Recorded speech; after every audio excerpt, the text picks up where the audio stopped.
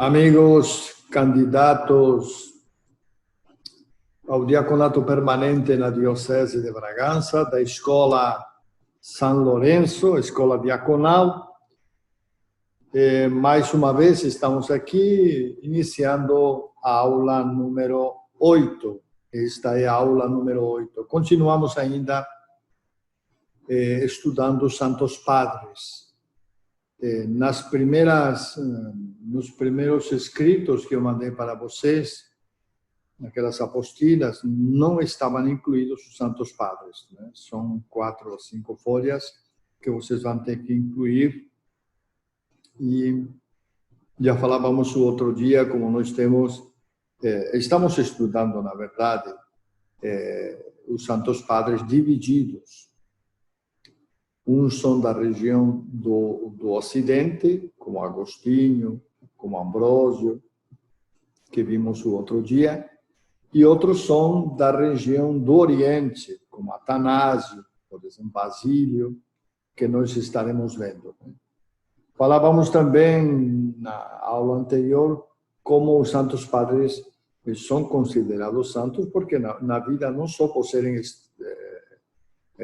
teólogos extremamente preparados, mas também por serem santos, né? E a maior parte deles também foram pastores, quer dizer, bispos das suas dioceses, etc, etc. O outro dia vimos os 2 primeiros, né? Ambrósio e também Jerônimo, e agora vamos continuar vendo pelo menos outros 2 ou 3, se der tempo, vamos ver o que dá tempo. E começamos com Santo Agostinho. O nome de Santo Agostinho era Aurélio Agostinho. Ele nasceu numa pequena vila, uma pequena cidade do norte da África, chamada Tagaste. Vamos ver se encontramos no mapa para nos orientar. Se encontramos um mapinha que aqui, vamos voltar àquele mapa da expansão do cristianismo, né? Eu já tinha indicado como aqui no norte da África há um grande conglomerado de comunidades, mosteiros e de presença cristã. Pois é aqui na pontinha está Cartago, um pouquinho mais à esquerda estaria a cidade, e esquerda e tirando para o interior também, que não era costa. A cidade de Tagaste, onde Agostinho nasceu. Tá? Já falei também como naquele tempo havia uma boa comunicação entre o norte da África, esta região toda da Mauritânia, chamada assim, e Roma. Vejam que o percurso de barco não é tão distante, né?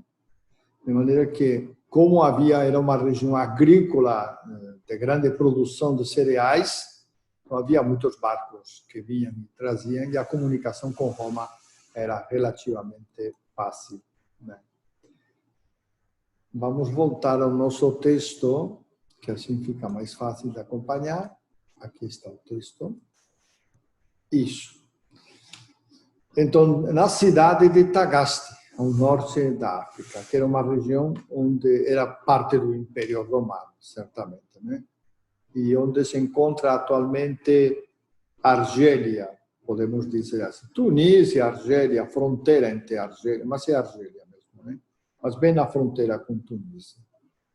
Ele nasceu no ano 354. E era filho, seu pai se chamava Patrício, tá? Era pagão e proprietário de algumas terras. Não era um grande proprietário, um pequeno proprietário. Sua mãe era Mônica, Santa Mônica, uma cristã fervorosa, que sempre procurou educar o seu filho na fé cristã. Mas, como vocês já sabem, já explicamos isso, os pais não batizavam logo os filhos, portanto, Agostinho não foi logo batizado. eles preferiam deixar passar a juventude, depois dos pecados da juventude, eles eram batizados, os seus pecados eram perdoados. Por isso, Agostinho não foi, era o costume daquele tempo, não foi batizado logo, né? Não foi logo batizado. Agostinho, os seus pais queriam que Agostinho fosse uma pessoa preparada e por isso, logo ainda novo, estou falando de 11, 12 anos, o mandaram, já que Tagaste não apresentava um nível educacional bom, o mandaram para uma cidadezinha vizinha, próxima, chamada Madaura. E lá estudou o que nós diríamos assim, o estudo fundamental, o que corresponderia hoje ao estudo fundamental, e até o estudo médio também, não é? Fundamental e médio, né? Que basicamente naquele tempo era estudo da gramática, do latim, e um pouco de matemáticas e alguma coisa mais. Não teria. E a literatura também latina, né?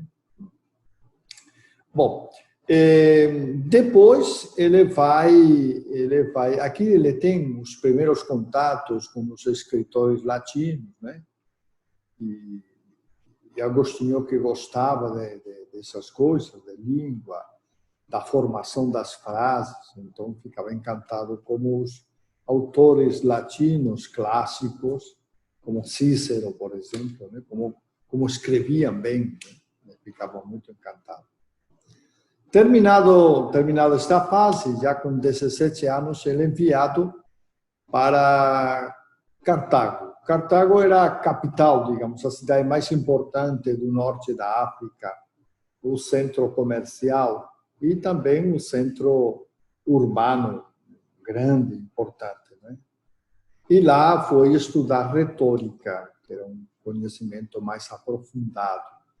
Quem se dedicava ao ensino, quem se dedicava à política, normalmente estudava retórica. A política também estudava direito, né? Mas no caso de Agostinho, estudou retórica lá. E longe da família, com os amigos que ele fizera lá, e sem ninguém que pudesse controlar muito bem, ele começou a gostar do circo de Cartago e dos prazeres da vida, né? Curtir um pouquinho a vida, um pouco de bebida, outro pouco de sexo. E Agostinho, essa é a perspectiva, o horizonte de Agostinho, que sempre tinha sido controlado pelos pais, de repente ele começa a ver uma outra realidade. E se encantou com o circo, se encantou também com as amizades, com as festas, enfim, aquela coisa toda. Em Cartago, teve os primeiros contatos com a doutrina dos maniqueus. Os maniqueus eram podíamos dizer, uma religião, porque os maniqueus não eram cristãos. Mani era um monge da Pérsia que inventou umas doutrinas, um pouco mistura do hinduísmo do Oriente com o cristianismo do Ocidente, tá? E Mani defendia, para explicar o bem e o mal que há no mundo, ele defendia que há dois princípios. O princípio do mal, que criou tudo o que é mal no mundo, e o princípio do bem, que criou tudo o que é bom no mundo, né? E desta maneira ele explicava a origem do mal e do bem no mundo. Inclusive dizia que o bem e o mal estão numa contínua, constante e eterna luta entre si, se nenhum dos dois acabar por vencer. Então, esta doutrina dos maniqueus, durante algum tempo, Agostinho se encantou com esta doutrina, porque explicava facilmente algumas situações do mundo, né? Especialmente o mal e o bem. Então, Santo Agostinho se encantou com esta doutrina e durante 9 anos esteve com os maniqueus. Tá? Só depois de um tempo começam a surgir as perguntas em Agostinho, e ele perguntava aos chefes dos maniqueus, os maniqueus respondiam assim: olha, quando vier Fausto, tá? Então ele vai responder todas as tuas perguntas. E demorava em chegar, mas um dia o tal de Fausto chegou. E Agostinho foi ter com ele, lhe fez várias perguntas, e Agostinho percebeu que Fausto, que falava muito bem, que enrolava muito bem, o Fausto não tinha muito conhecimento daquelas perguntas que ele fazia, e nem sabia responder, mas enrolava de tal maneira que parecia que respondia, né? Agostinho saiu de lá já disposto a largar os maniqueus, porque realmente a doutrina deles não era coerente. Não era coerente e não respondia a todas as perguntas. Agostinho, então, depois da saída dos maniqueus, ele vai procurar outras filosofias do seu tempo. Vai procurar, enfim, outras filosofias para que realmente ele poder, digamos assim, tentar respostas. Ele busca a verdade e quer respostas. Né? Bom, durante esse tempo de Cartago, Agostinho também vai se envolver com uma jovem, com a qual terá um filho. O nome da jovem nós não conhecemos, porque ele, nas confissões, não diz qual é o nome. Mas o que nós conhecemos é o nome do filho. O filho que ele teve com esta mulher, com a qual manteve durante 13 anos relacionamento, que se esteve morando com ela durante 13 anos. O filho se chamava Adeodato. Então, o filho, ele vai ficar com o filho quando ele mandar embora depois de conhecer Ambrósio, mandar embora a mulher, ele vai ficar com o filho não vai demorar muito em morrer. Bom, depois de completados os estudos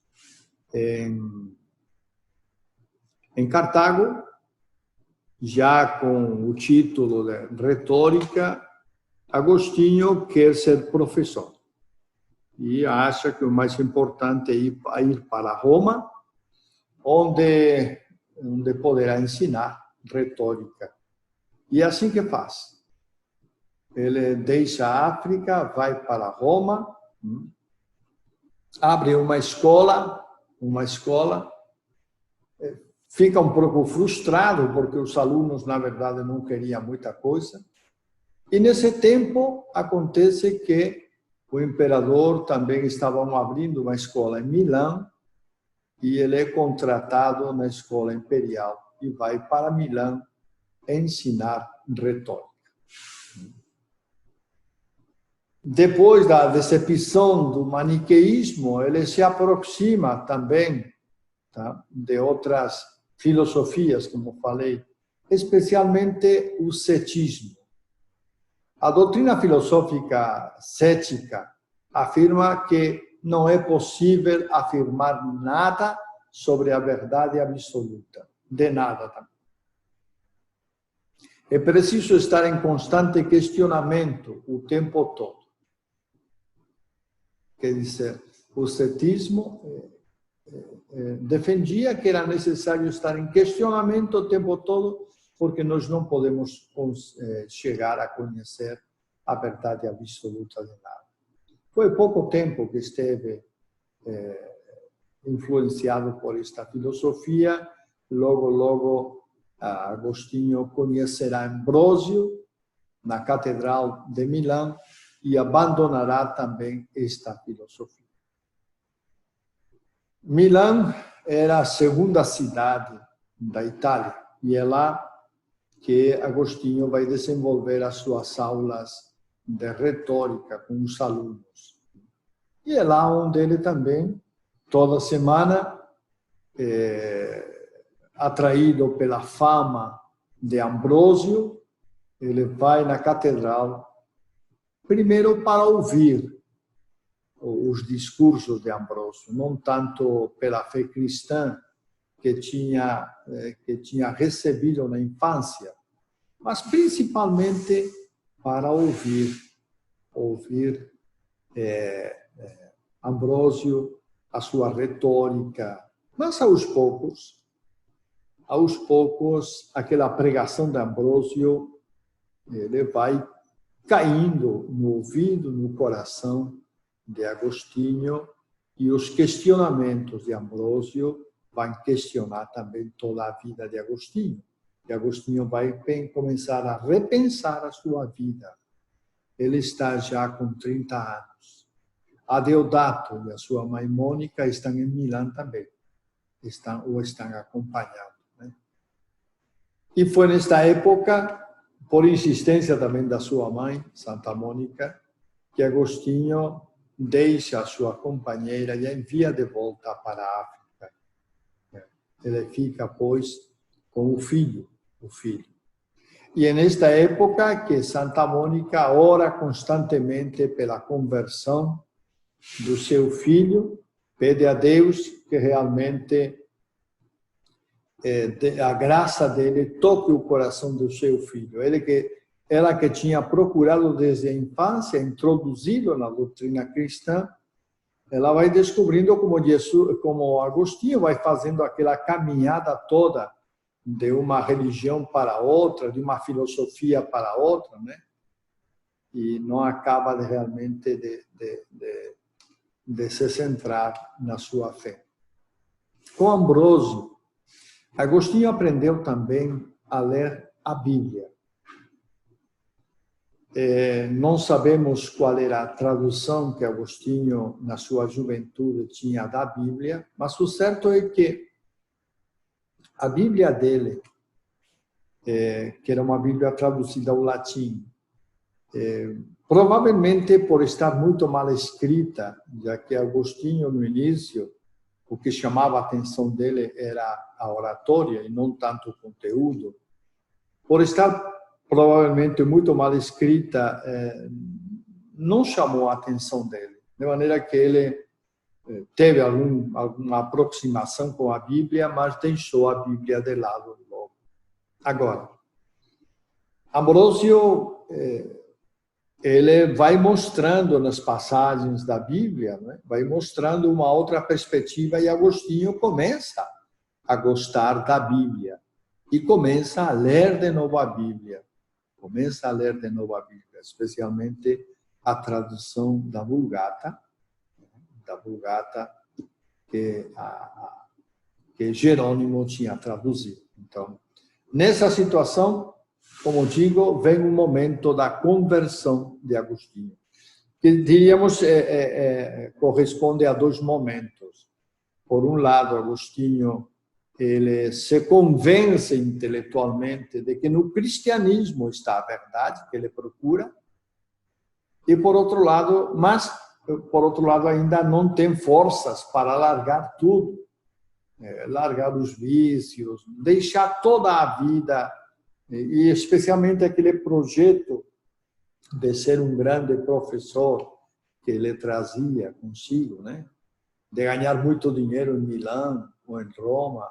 Então, aos poucos, como digo, Deus vai colocando a semente no seu coração e Agostinho vai se convertendo. O fato de mandar a mulher de volta para a África é um sinal da conversão, mas também outros fatos, o fato de largar, por exemplo, logo mais que ele decide, a partir das pregações de Ambrósio, de largar a cátedra de Milão e voltar para a África para realizar um projeto de vida comunitária, também realmente, digamos assim, fruto da conversão de Santo Agostinho.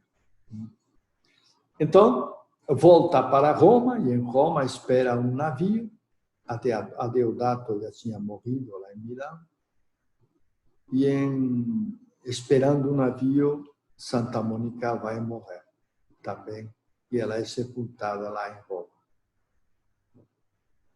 Em Roma, melhor dito, no Porto de Roma. No Porto de Roma. Agostinho volta sozinho para a África.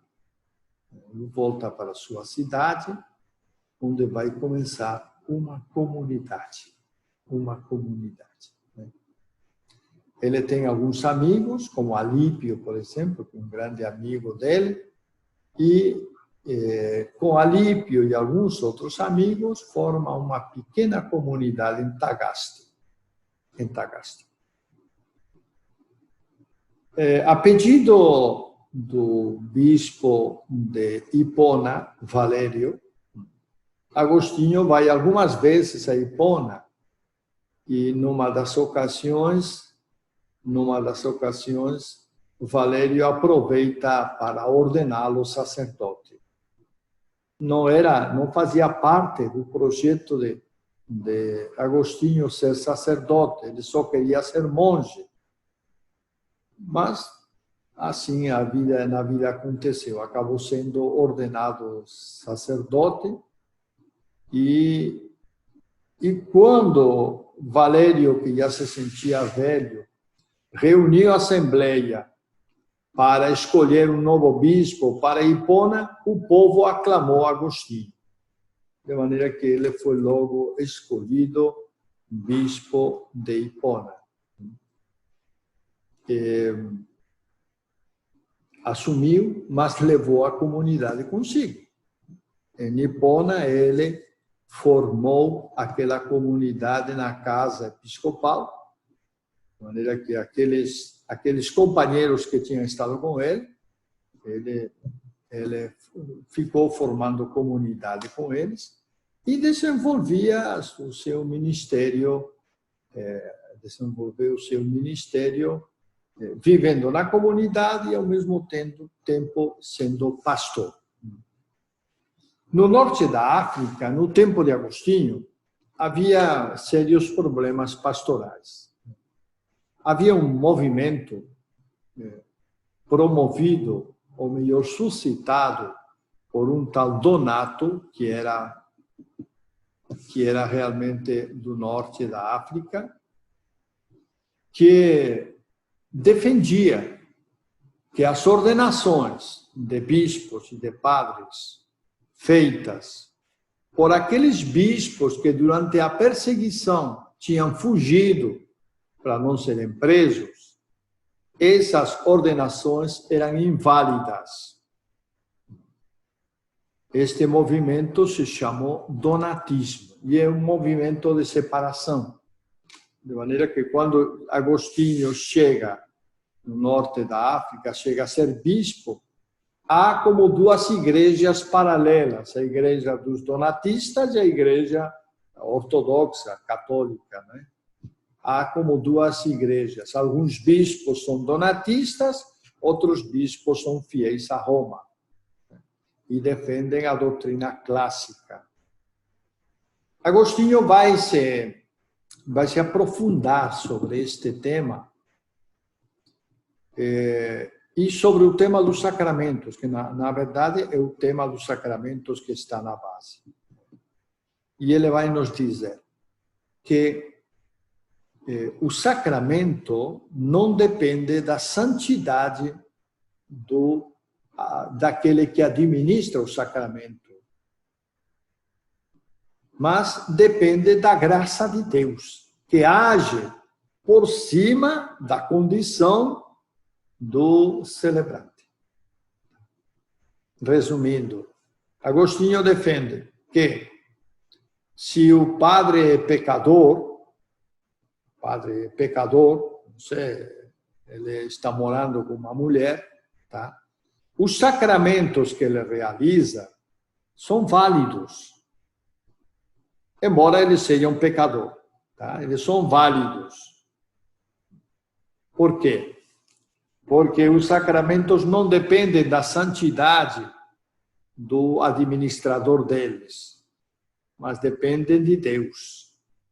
E Deus, quando derrama e dá a sua graça, Ele dá a graça de verdade, independentemente do ministro. E Agostinho aplicou isto ao caso dos donatistas, que diziam que os sacramentos e as ordenações eram inválidas porque os bispos tinham fugido da perseguição. Tinham fugido da perseguição. Inclusive, alguns tinham até, para salvar a vida, tinham adorado os deuses ou a figura do imperador ou coisa parecida, para salvar a vida. Então, Agostinho disse, olha, o sacramento não depende do administrador do sacramento, da santidade ou não santidade do administrador. Mas depende, sim, depende da graça de Deus. Então, Agostinho vai, durante toda a sua vida pastoral,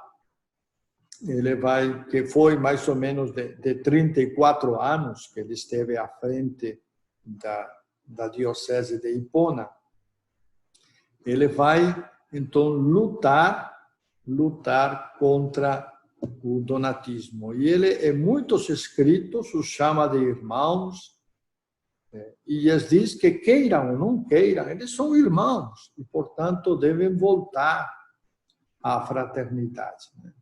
É uma luta de muitos anos que Agostinho, depois da morte de Agostinho e com a chegada dos bárbaros no norte da África, praticamente o donatismo se acabou. Mas naquele momento em que Agostinho estava lá, o donatismo realmente era muito forte, muito forte. Agostinho foi um grande teólogo, a partir dos desafios que a realidade pastoral lhe apresentava. As suas homilias, nós temos mais de 300 homilias transcritas, as suas cartas também são muitas. Todos os seus escritos manifestam, pois, esta preocupação, são escritos de um grande teólogo, e manifestam esta preocupação também pastoral. Agostinho vai morrer no ano 430, estando os vândalos, que eram bárbaros, povos guerreiros, povos bárbaros, dirigidos pelo rei Alarico, estando, pois, os vândalos às portas de Hipona. Eu já falei como o norte da África era uma região rica em trigo, então os vândalos, isso não passou desapercebido para eles, e eles foram ocupar todo o norte da África, depois de ter invadido a cidade de Roma.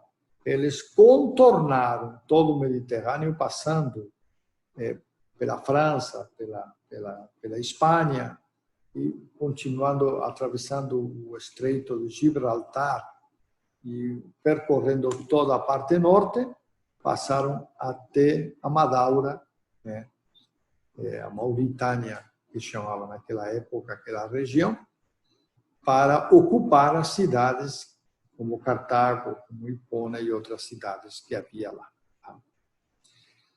Quais foram os escritos mais importantes de Agostinho? Agostinho tem muitos escritos, muitos, mas os mais importantes são as Confissões, que são um escrito, digamos, a partir da sua realidade espiritual, vai conversando com Deus. Na verdade, é uma ação de graças a Deus, uma gratidão, um momento de louvor e de gratidão a Deus. A Cidade de Deus é uma outra obra também importante. Esta Cidade de Deus, ela está escrita contra os pagãos que afirmavam que a culpa da destruição do Império, que foi escrita depois da destruição da invasão de Roma, então afirmavam que a destruição do Império era por causa dos cristãos. Então, Agostinho escreveu esta obra. Uma obra também muito importante é De Trinitate. Ele se debruçou sobre o problema da Trindade. Como vocês sabem, é um mistério e a nossa mente humana é incapaz de compreender isso. mas ele quis se debruçar para tentar explicar como é e como funciona e como se relaciona a Trindade. Tá? Já comentei, não sei se comentei alguma vez com vocês, a passagem, eu tenho um quadro aqui, dessa passagem de Agostinho na praia e uma criança querendo encher o buraquinho que tem feito na areia, trazendo toda a água do mar para lá. Quando Agostinho diz para a criança que isso é impossível, porque o mar é muito grande e muita água, então a criança responde também para ele que o que ele está fazendo também é impossível, compreender a Trindade é impossível. Agostinho também comentou o Evangelho de São João, tem vários volumes sobre comentário de São João, tem um livro também muito bonito chamado De Livre Arbítrio, tem outro da Graça e outras bastantes obras. Ele tem, como digo, muitas obras. Tá? A influência de Agostinho na história da igreja foi muito grande. Eu não mostrei para vocês como ele é representado, mas vamos lá ver se conseguimos encontrá-lo aqui. Aqui nós temos Agostinho. Vejam que ele está escrevendo na mão, aqui tem a tinta e a pena, está escrevendo. Ele é o símbolo do episcopado, é aqui a mitra, né?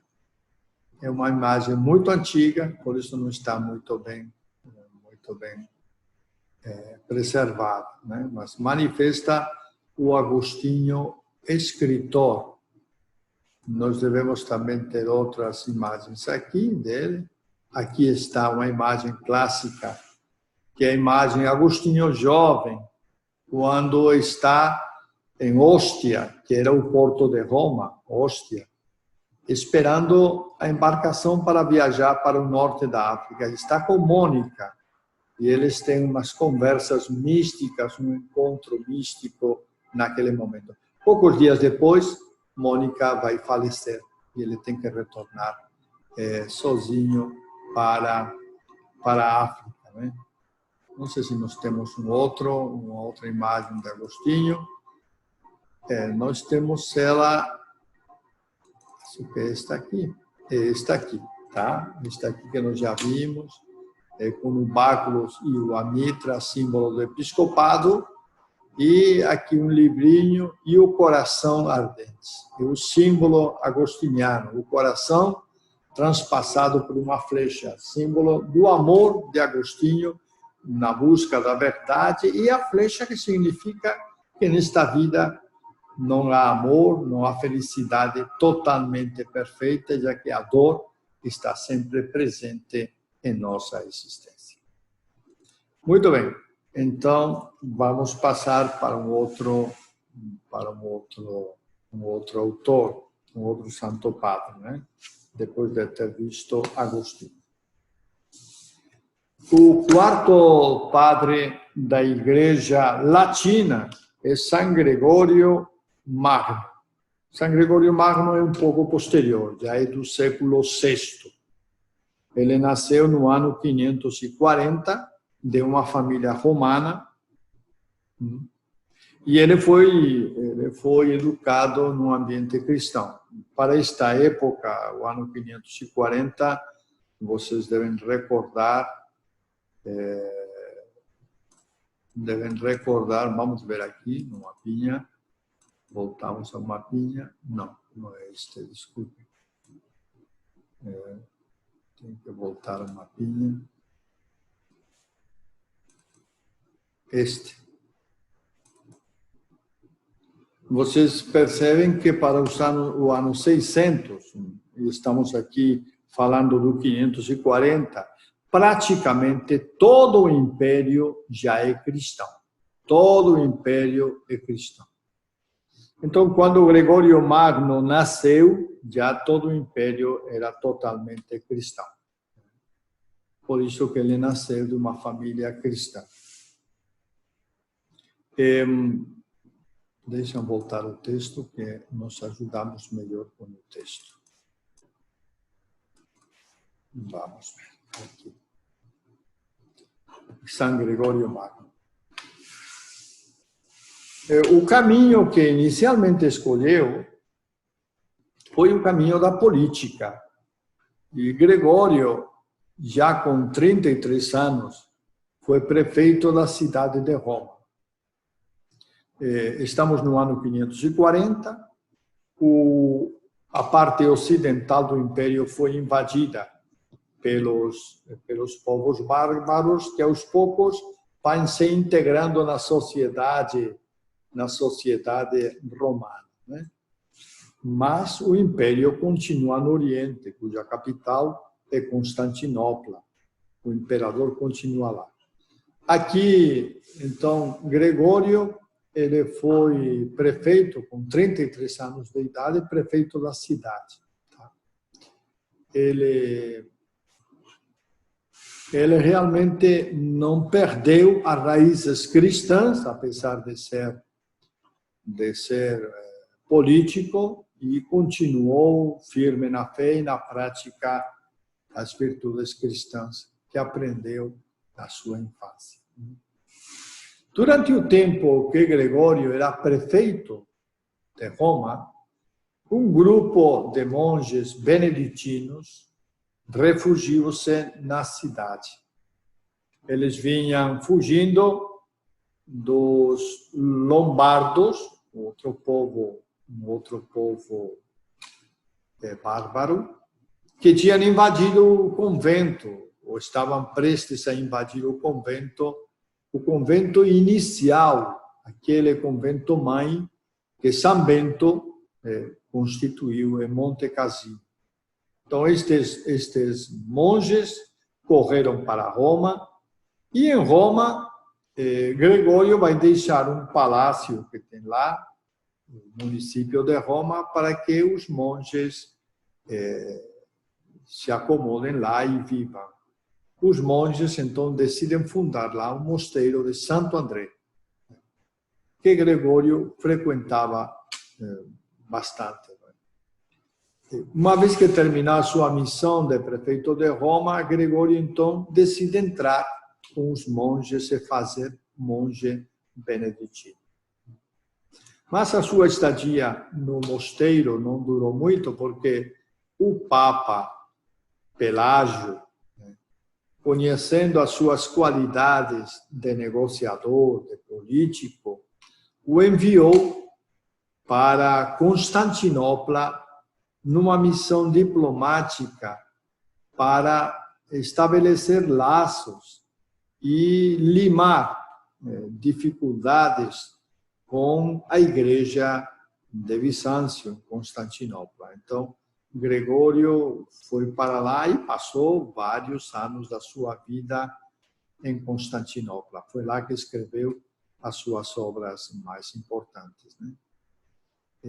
A partir deste momento, a partir do momento em que o império é dividido, a Igreja sempre vai ter dificuldades. Por quê? O bispo de Constantinopla e os fiéis de Constantinopla diziam assim: o Papa é Papa porque está em Roma, e enquanto Roma foi a capital do Império, né, o Papa era Papa. Mas agora, a capital do Império é Constantinopla, portanto, agora o bispo de Constantinopla tem a mesma autoridade que o Papa. Isto trouxe muitos conflitos na igreja, inclusive entre os bispos, né? Por esta ideia de que a nova capital do império deveria ser também o novo papado dentro da igreja. E para uma missão destas é que o Papa Pelágio enviou, pois, Gregório para Constantinopla, exatamente. Tá. Na volta de Constantinopla, Gregório voltou para o mosteiro, onde se tornou abade, mas também não ficou muito tempo, porque no ano 590 foi escolhido Papa. Tá. E faleceu com 65 anos no 604. No ano 604. Nós temos, entre as obras que ele nos deixou, nós temos a Vida e Milagres de São Bento. Ele recolhe numa obra a vida de São Bento, tá? A regra pastoral, escritos bíblicos, comentários sobre o livro de Jó e outros. Quer dizer, são vários escritos que ele nos deixa, a maior parte, como digo, escritos em Constantinopla, naquela época que ele foi lá como mensageiro de paz, para que a igreja realmente voltasse à fraternidade e à comunhão. Repito que os conflitos vão ser constantes, e estes conflitos, anos mais tarde, séculos mais tarde, vai levar à divisão da igreja. Esta ideia de que o bispo de Constantinopla tem a mesma autoridade que o Papa de Roma, vai levar à divisão. Vejam que a autoridade do Papa de Roma não está assentada sobre o fato de que Roma é a capital do Império, mas sobre o fato de que realmente Pedro foi o primeiro bispo de Roma e o Papa é o sucessor de Pedro, que era o líder da comunidade primeira. Então, não está assentada sobre um fato político, como pode ser o fato de uma cidade ser capital, né? Mas está fundamentada sobre o fato de que aquela cidade foi a diocese do primeiro apóstolo, que foi São Pedro, e os sucessores de Pedro, então, são aqueles que são considerados papas, não necessariamente aquele bispo que mora na nova capital do Império. E vamos entrar, que ainda dá tempo, dá um tempinho, para ver Basílio de Cesareia. Basílio nasceu na Capadócia. Vamos voltar ao nosso mapinha, que isso nos ajuda sempre a entender onde está a Capadócia. Reparem bem, aqui estamos na Ásia Menor, esta parte aqui, tá? Isto é o Mediterrâneo, aqui Itália, aqui Espanha, a Gália aqui. Então, estamos aqui na Ásia Menor. E na Ásia Menor tem uma região, na parte mais oriental, chamada Capadócia, aqui está. Pois foi aqui onde Basílio nasceu, onde ele nasceu. Recordem que Basílio já faz parte dos Santos Padres do Oriente. Ele nasceu no Oriente, né? Na parte oriental do Império. Basílio foi bispo de Cesareia, também na Capadócia, Cesareia, na atual Turquia, tá? E foi um dos teólogos mais influentes no Concílio de Niceia e na defesa do Concílio de Niceia.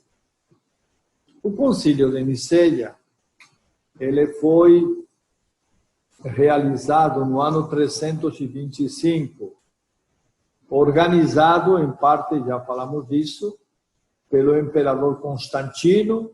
O concílio foi possível graças ao imperador Constantino e reuniu mais de 300 bispos. Nesse concílio, o arianismo foi denunciado e foi condenado. O arianismo defendia que Jesus Cristo foi uma criatura excelente, a mais excelente de todas, mas criada por Deus. Portanto, não era da natureza de Deus. Portanto, Jesus não era Deus. Mas Niceia tinha defendido que Jesus era verdadeiramente Deus e verdadeiramente homem. Foi o que Niceia defendeu. Então, Basílio teve que encarar esta dificuldade por parte ou contra o arianismo, que está muito presente nesta época, no século IV, início do século V, mas principalmente século IV, está muito presente em todo o Império Romano. Tá? Inclusive, havia bispos a favor e bispos contra, enfim, formando também digamos assim, esses grupos e rompendo a unidade na igreja. Basílio também teve que lutar contra a doutrina de Apolinário, de la Odisseia. Apolinário defendia o seguinte: defendia que em Cristo não existe alma,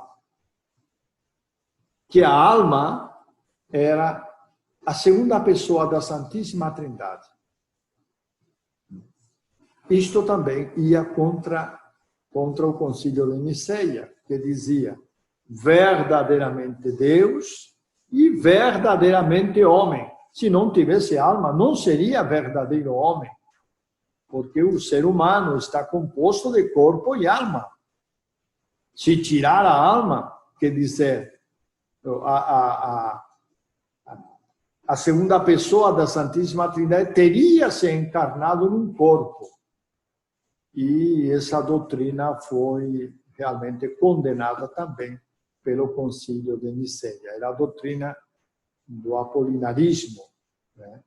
A doutrina defendida por Apolinário de Laodiceia. Também Basílio teve que lutar contra esta heresia. Né? Heresia é uma doutrina falsa. Heresia é uma doutrina que vai contra a doutrina, digamos assim, verdadeira, defendida pela Igreja. No caso dos arianos, diziam que Jesus, que Cristo não era verdadeiramente igual ao Pai, e no caso do Apolinário, defendia que Cristo não tinha alma, que quem faria às vezes da alma seria a segunda pessoa da Santíssima Trindade. Quando estudarmos a questão das heresias, com certeza vamos poder aprofundar mais sobre isto. Tá bom.